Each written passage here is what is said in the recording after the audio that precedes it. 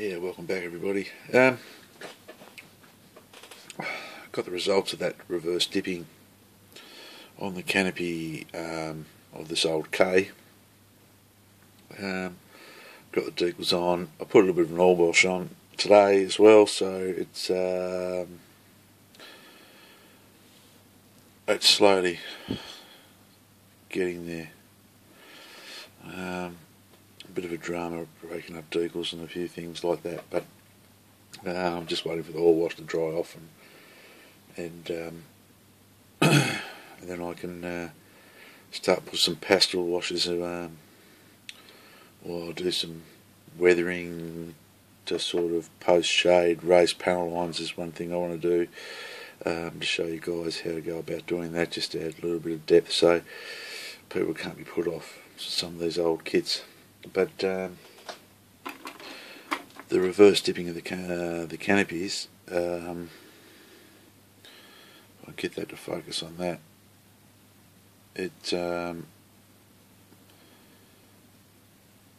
I'm more than impressed. It came up fantastically well. They're clear. The canopy, it just sort of blended everything in better than what I expected, so as a result that I will look forward to. The only disappointment that I've got was when I put the armoured headrest in there, I used some micro clear. I still can't get that to focus, the bugger, but it just left a little bit of a gloom. I know it's hard to see. See that tiny bit of we used micro crystal clear in it. It didn't dry quite clear, so that's just one, but I'm going to have to live with that, and I think it'll look alright once it's all posed open. You won't see it so much maybe, but we'll see how we go. But look for a $4 model kit, and I know this has got its inaccuracies, and I know people will say that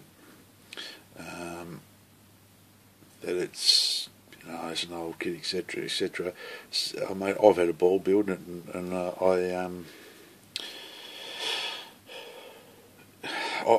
haven't built the fine molds cave version, but this one's come along alright, so I'm quite happy with it. I'm pretty lucky that I had some extra decals in the decal thing, so for any young blokes out there, always keep your decals, of course, and all your bits and pieces. So, but the reverse canopy dipping, once I get the model finished, I'll show you. It was really, really good. I'm just hoping that the in here, that micro clear will dry a little bit better than that. If not, it's easy to remove, clean up, and I'll try another method. I just don't know what method, because there's no other way of the armoured headrest holding into the canopy there. So that's that one done. I've sort of been overwhelmed with a lot of the messages, and a couple of people said, "Oh, Matt, can you build a Stuka?" Well, I went for all my bits and pieces the other day, and I've only got, I do like the Stuka, but I've only got 2 Stuka kits. One 48 scale, the Hasegawa model, and this thing. So swap meet special. I got it for a couple of bucks. It's the old Revell kit. Someone started it. Got an old set of airfix instruction sheets in it, do all of that. Had another set of decals in it where a guy where he's using these for the Italian markings. Got a set of Italian markings in it. I won't build an Italian aircraft, nothing against Italians, but I like to build an early model B or A version. But yeah, it was started. Like, it's an old kit, but someone had already glued the fuselage halves together and assemble the cockpit and everything, so I'm going to have to try to get that apart because I don't like it. So they've glued the wings together. I mean, they've glued it together well. It only there's no big glue marks over the wings or anything like that. One bonus was that when I went through the bits and pieces, I did have a vac form canopy. If I want to do some work on the cockpit, I was going to open the canopy up, and I think the old Revell one's pretty chunky, so I will use that vac former. A really old set of, I'd say, Airfix decals there. It hasn't been assembled. That's a broken prop. It's a set of Airfix bombs, extra bombs I think for the I-Tie version the guy was going to do. So I haven't got a new tooled Airfix one, but I will, just because I've had like 3 requests to build a Stuka, and I do like Stukas, and I've got to get a late model one too, because I've got a set of aftermarket decals for one of Rudel's tank busters on the Western Front, or the Eastern Front. But it comes with the motor and everything. I won't be sort of worried about the motor or anything like that, but I might do a few little bits and pieces. This one posing some of the control surfaces. And here's something very interesting. It's printed in England for Revell Great Britain Limited. So it'd be interesting to see whether Airfix printed these. They don't look Airfix-ish. They actually look Matchboxy. There might be someone out there that, but mind you, they're sort of fairly registered to be Matchbox. Yeah, so we'll be using those kit decals. That's it, that's if they decide to work. But already you've gotten requested, so I'll start this one for you guys. This will be sort of next in line. I've got another request to do a build as well. Pretty uninspiring box art, isn't it? But that's the version that I want to build there. But what I do like, and I've seen a couple of things, this raven marking, diving raven, but I've actually seen it on, I haven't seen it on African campaign JU-87s. I've seen it on like early Polish campaigns, so I might have to do a little bit of research.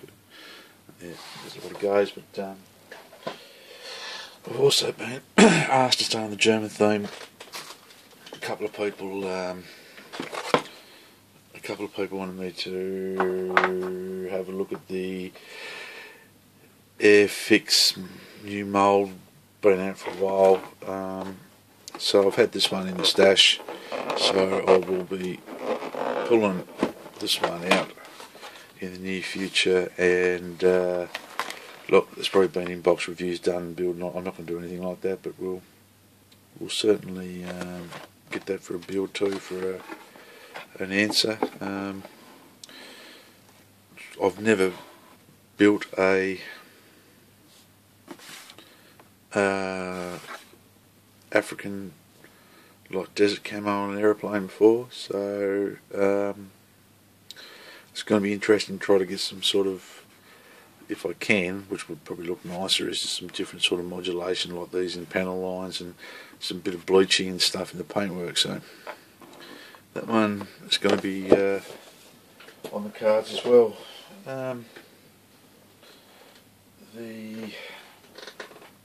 I picked up the frame for our base build. I haven't started it yet, but that's the picture frame that we'll be using. There's just a budget picture frame, cheapest chips.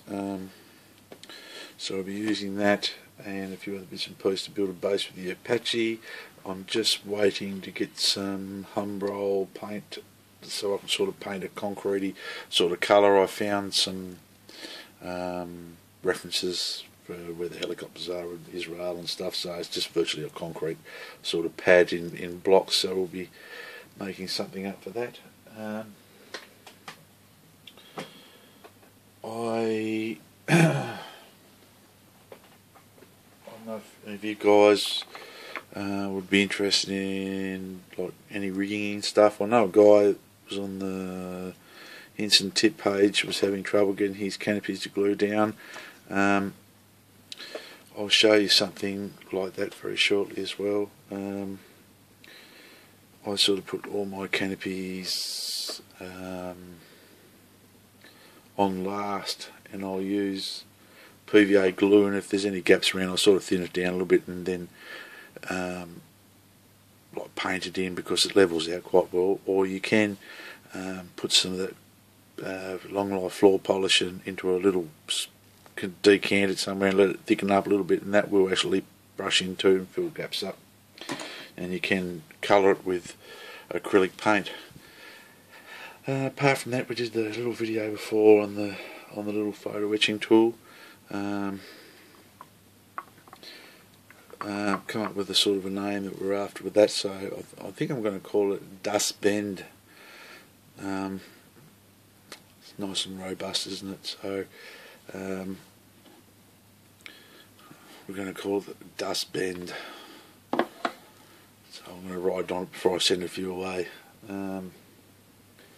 That's about all that's sort of been going on so far. So I'll get the flat coat on this one. What we'll do after that in one of the videos is with these raised panel lines, I will run a post shading with pastels. Now it's not going to be heavy. We're just going to give some sort of definition of where they might have, or where they are. You're not going to have big, heavy black streaks, you know. We're just going to have just a faint. That's where it was. Otherwise, a lot of the ones I've seen with heavy pre-shading and stuff, they just look, and deep washes, they just look too toy-like. So we want to keep the realism down because, you know, in scale effect, you know, you're going to have paint worn. The width in some of these panels, it just won't. I mean, I know these things they fought pretty hard towards the end of the war, but the ground crews wouldn't let them go completely bonkers. Even though they're running short of everything, they sort of had to still get them up in the air. So they were still reasonably looked after, the best that they could at the stage, but not completely trashed. Or, you know, I know the paint was poor and everything, but some of the ones, and I'm not having a go at anyone, I just don't like the really heavy, really heavy weathering on them. It just doesn't. I just don't like it. So I'll put this away here. But yeah, that's coming along quite well. The canopy's excellent idea. I'll be doing it from now on. I think that's going to be my favourite method from now on, especially on small scale aircraft. And a couple of people said, "What's happened with this old Kawasaki T4 trainer? Look, it's still here." Every time I pick it up, I cringe a bit. Look, I make an effort on that too, so I want to get this done. Every time I pick it up, I find something else. I find another imperfection in it somewhere, or I've missed something, or the fit's not quite right. You know, you have to give it a second look over, and so I've decided I'll paint it. And I still don't know what colour white I'm going to use yet, whether I'm going to use Tamiya white or Mr. Gunzi or something. I struggle painting white. I just can't get a good airbrush. And I've got to do it with airbrush. A couple of guys said, spray it out of the can, but small model, so it could be a bit of a challenge. But I'll wrap it up for now. Keep up the good work, guys. Be safe and model hard. And see you again. Bye.